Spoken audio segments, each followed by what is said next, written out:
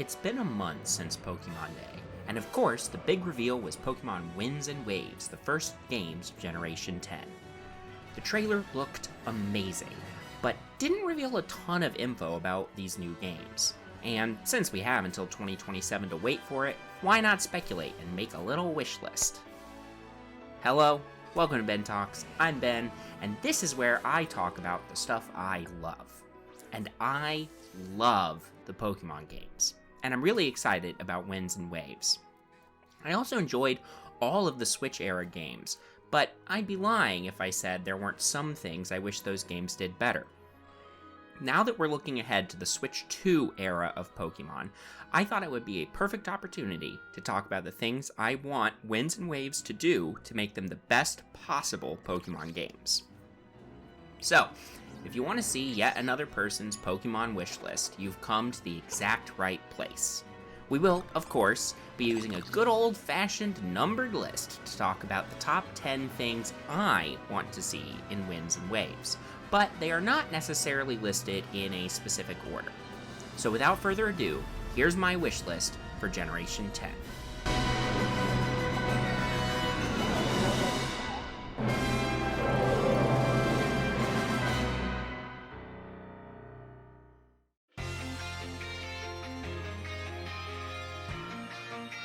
First, let me get the technical item out of the way. I know a lot of fans have complained about the graphics of the Switch-era Pokemon games. To me, the graphics really haven't been the biggest issue. To be clear, they absolutely could have been better, but I don't need high-end graphics to enjoy a game. And, from the small window we've gotten into Winds and Waves from the first trailer, it seems like the graphics are taking a major step anyhow. What's a bigger problem with the Switch games for me is the performance.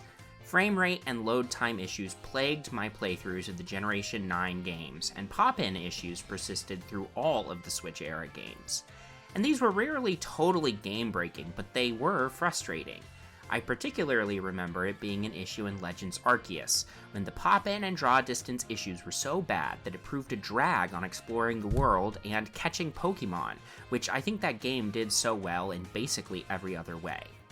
If the Zelda team could get Breath of the Wild and Tears of the Kingdom to run fairly well on the original Switch, then there's no reason the Pokemon Company could not have optimized their games better for the same system.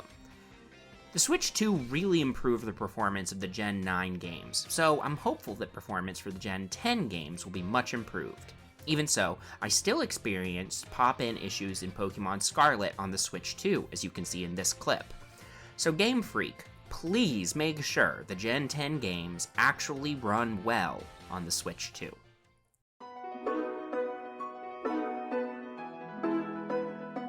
Scarlet and Violet are lacking some really basic features that perplexed me. There was no option to switch between Switch and Set modes, and no way to turn off battle animations. And in Gen 8, they got rid of the ability to turn off the EXP share. I don't know what benefit there is to removing options from the settings menu, so give us our basic settings options back. Also, another basic feature Gen 9 removed was the ability to just battle the Elite Four again. I know that you can do the Academy Tournament or invite trainers to battle at Blueberry Academy, but why on earth can you not just go through the Elite Four multiple times? This is something you've been able to do in literally every Pokemon game before Gen 9 that had an Elite Four. I'm sure some people didn't even notice it, but it was a huge pet peeve for me, and so I'd like to rectify it in Gen 10.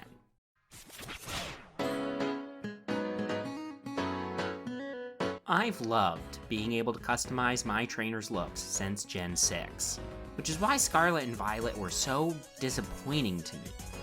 The Gen 9 games really expanded your options for facial features with more eye shape, eye color, eyebrow, lip, hair options, etc. than ever before, but this one step forward was met with a huge leap back when the clothing options were cut to only preset outfits.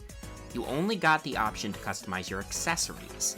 It felt like a huge letdown after the trainer customization had been getting better and better, in my opinion, with each gen since 6. Legends ZA did bring back more in-depth clothing customization options, and the DLC even added something I've thought would be cool since Gen 6, in the form of unlocking the outfits of specific important trainers. But then, when I was looking at the Winds and Waves website, it said you get a different outfit in each game, which makes me worried that there will be very limited outfit customization again. Still, the game doesn't come out till 2027, and there's still a lot we haven't seen. Hopefully, that includes outfit customization options.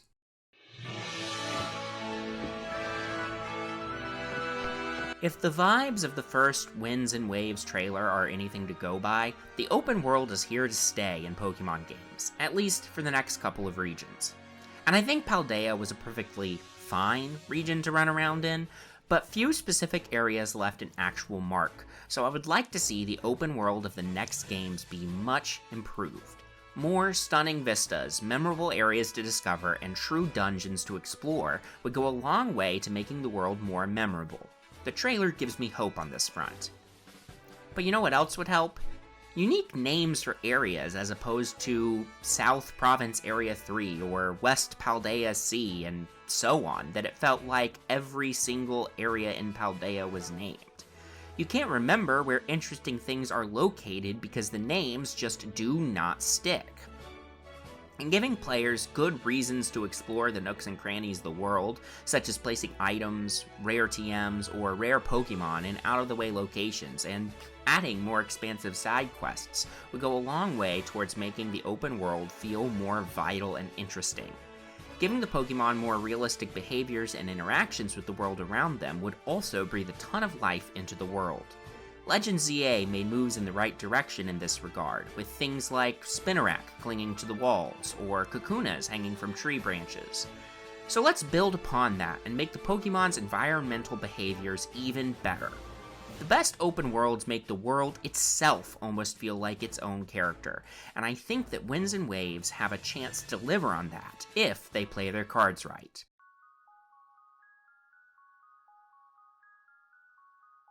HMs were a long-time bane of Pokemon players. Being forced to have these moves on Pokemon in your party in order to progress through the world was very frustrating at times. So when they got rid of HMs, starting in Sun and Moon, I initially welcomed it. And yet, getting rid of HMs ended up having a negative drawback. It didn't happen all at once, but eventually, field puzzles were essentially removed from the games. I remember how proud I was as a kid to figure out some of those strength puzzles, or use dive or waterfall to reach secret areas with cool items to find.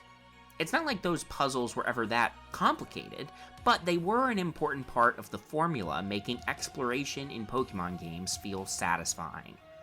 While the Alola games still have overworld puzzles you solve with Ride Pokemon, in Gens 8 and 9 those puzzles were removed entirely. And not even just the move-based puzzles. There were no Ice Slide puzzles, Warp Panel puzzles, or any other similar overworld puzzle types. Yes, you unlocked additional movement options, but it just made it easier to run in a straight line. There were no real field puzzles to solve anywhere in Gens 8 and 9. I think this is a huge missing component of modern Pokemon games, and I hope that Gen 10 fixes it. Interestingly, Legend ZA took a step in the right direction in this regard. In places throughout Lumiose, there were rocks, piles of sludge, or brambles that blocked your path, and you needed one of your Pokemon to use an appropriate type of move to destroy those obstructions. Similarly, on the rooftops, you could find ice crystals or web cocoons you had to hit with appropriate moves to make bridges. The list of moves that worked on these obstructions was deep enough that you didn't have to have one specific move, but you still had to make sure you had access to the right options to have full mobility around the city. I think this is very nearly an ideal solution to the HM problem. And non-move related field puzzles like scaffolding or finding the ideal points to glide across rooftop gaps added to those exploration elements in Lumiose City. I feel like these systems did a good job scratching the surface of world exploration puzzles, and I hope these same concepts are in play in the Generation 10 games and explored in a fuller, deeper way.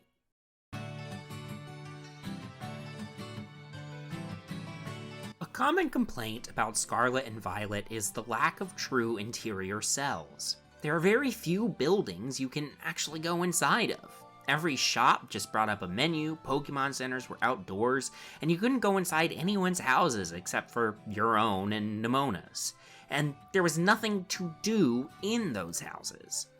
Even the academy that you're supposed to be a student of wasn't really explorable, you just warped to the different important rooms.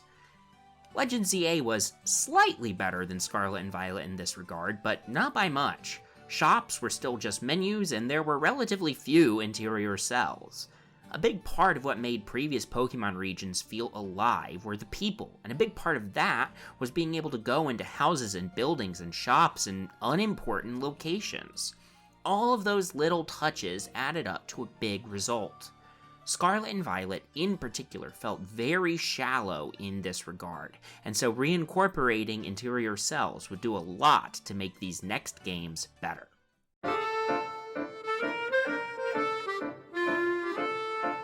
This one is very related to the last one, but the cities and towns in Scarlet and Violet were just so unmemorable to me. Very few of them had anything unique to do. There were few examples of unique items you could only get by exploring towns and cities. The lack of interior cells was a big reason why none of these locations stood out, but I'm giving it its own entry anyway because making memorable towns and cities isn't just in the interior cells. It's just giving us stuff to latch onto in a town. Mesagoza, the biggest city in Scarlet and Violet, is probably the most memorable city, but only because the school is there. The rest of the town is filled with multiple copies of the same handful of shops, mostly sandwich ones. There's just nothing interesting to latch onto there, and it's worse with other towns and cities in the game. For instance, can you tell me the name of the town with the psychic gem? It's Alfornado. What about the name of the water gem city? It's Cascarafa. I had to look those up, and I fully played Scarlet and Violet twice. You can't remember these places because they just do not stick in your head. They don't give you anything unique or interesting to do. And I feel like this is something that past Pokemon games were actually pretty good at. So I hope that Gen 10 gives us much better and more memorable cities and towns to explore.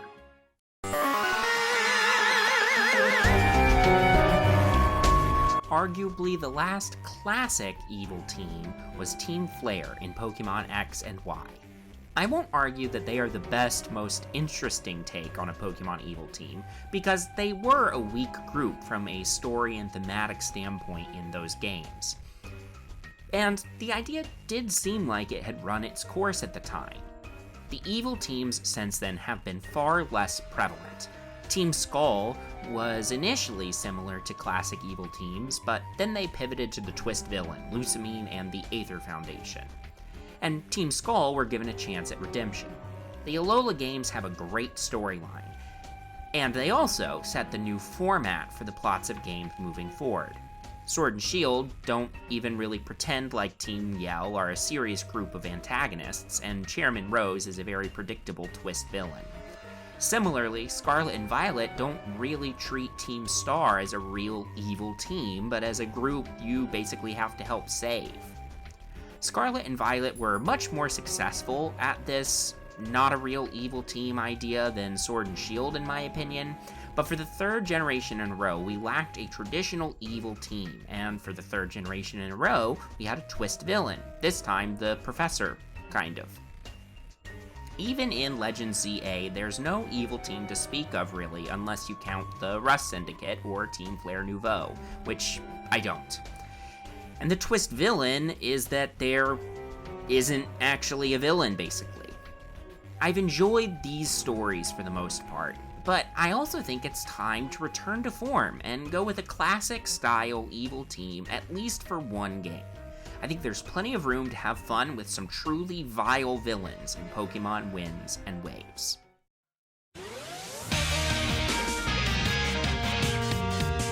Base Scarlet and Violet have the worst post-game since Generation 1, and I don't think it's particularly close. The only real post-game content in Scarlet and Violet is re-battling the gym leaders once and then doing the school tournament. You can also wrap up your Pokédex or finish taking your classes, but most of that is stuff you can do before the post-game starts. Scarlet and Violet's post-game was saved by its DLC. With the DLC, Scarlet and Violet's post-game became one of the best, but there are still some really glaring holes, such as the complete lack of a battle facility. There's no battle tower or any of its variations for the first time since Pokemon Crystal version, with the exception of the Legends games. There's no re-challenging the Elite Four either. There are no secret Super Boss trainers to battle. And again, taking away the DLC, there's no post-game story or new post-game areas to explore. A good Pokemon post-game offers most of this at the very least. Even with Sword and Shield, which I also think had a lacking post-game before the DLC came out, had a short post-game story and a battle tower at least. So in Generation 10, please give me a battle facility, ideally the Battle Frontier, but I'll take a vanilla battle tower at this point. Let me battle the Elite Four as many times as I want, and give me a short post-game storyline. Then you can build on it with the inevitable DLC if you want.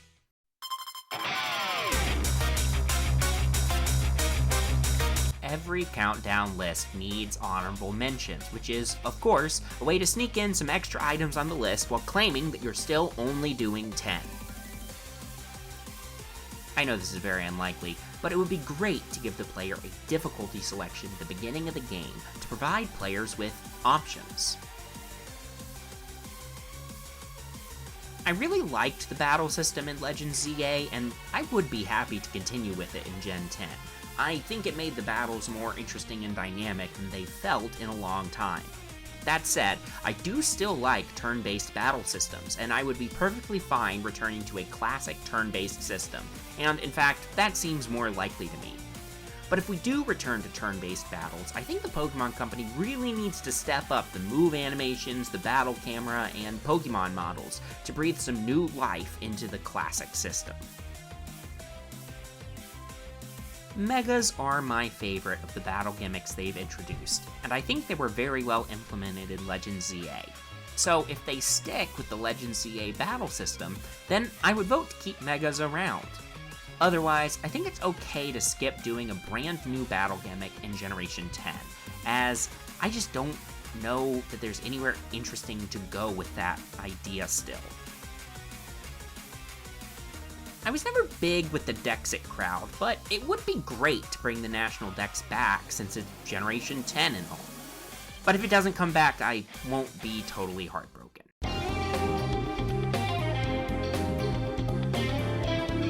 I feel like this one is going to be controversial, but honestly, voice acting has become a pretty big want for me. And I don't think it was that big of a desire until recently. The lack of voice acting never really bothered me until Scarlet and Violet a little bit, but especially Legends ZA. In these most recent games, they've started incorporating more complex and dynamic cutscenes that are pretty good in most respects, but all the characters being completely silent while just flapping their mouths along to the on-screen text is very jarring, and makes the scenes feel lifeless when they're staged well. They shouldn't feel lifeless. And I don't think you have to do full voice acting for the entire game. A similar approach to Zelda Breath of the Wild or Tears of the Kingdom would be ideal for Pokemon. During the big cutscenes, you have full voice acting. Everywhere else, it's just little sounds and you talk to someone. In Zelda, the little grunts and heys and highs the characters make give them a ton of character and breathe life into the world. I think doing the same thing in a Pokemon game would work wonders.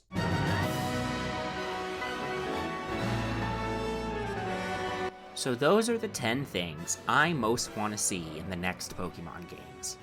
The first trailer for Winds and Waves was great, and I can't wait to see what Pokemon has in store for its 10th generation. Hopefully at least some of the things on this list. But that's going to do it for me today. What do you most want to see in the Gen 10 Pokemon games? Let me know in the comments below, and don't forget to like and subscribe so you can hear me yap about something else nerdy soon. See y'all next time.